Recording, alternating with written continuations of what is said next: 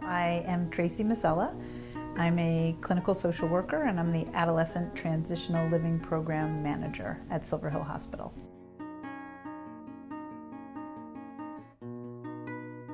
Well, a substance use disorder, whether that's alcohol or drugs, is a psychiatric disorder, similar to depression, to anxiety, to bipolar disorder. It is a clinical diagnosis. People meet certain criteria in order to get diagnosed with a substance use disorder.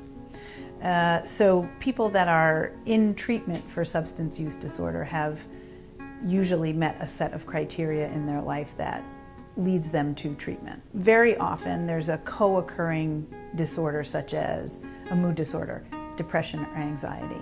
Drugs and alcohol come into the equation as a way to cope with the discomfort from a mood disorder, often an untreated mood disorder.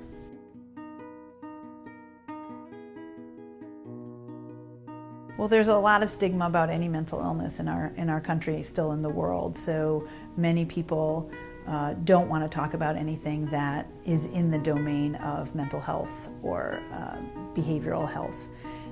So, for instance, if a loved one has a problem with their heart, or they get diagnosed with Lyme disease or diabetes, people will rush to offer help. How can I help?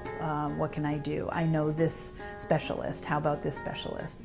When people are diagnosed with a mood disorder or a substance use disorder, there's a lot of shame that's associated with that. Particularly for parents or loved ones of someone who has the disorder, they think, what did I do wrong?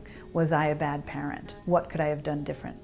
So often people will go into a silo and not talk about it and try and manage it on their own. And so they don't open themselves up to valuable resources because of that shame or the stigma around it.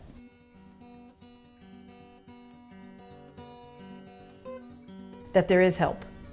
That there's, and we live in an area of the country and the world that is very rich in resources for recovery. And there are many ways that someone can recover from a substance use disorder. There is help. And to be open about it and to keep trying and to ask questions and to seek out help from professionals and to not be afraid to go the route of seeing a psychiatrist, seeing a therapist, going to a program for several weeks to a month if that's what is called for. That information is power, and the sooner you intervene, the more quickly somebody can start the process of recovery. So getting help, talking about it, opening up about it, and trying as best you can to put aside the shame so that somebody can recover.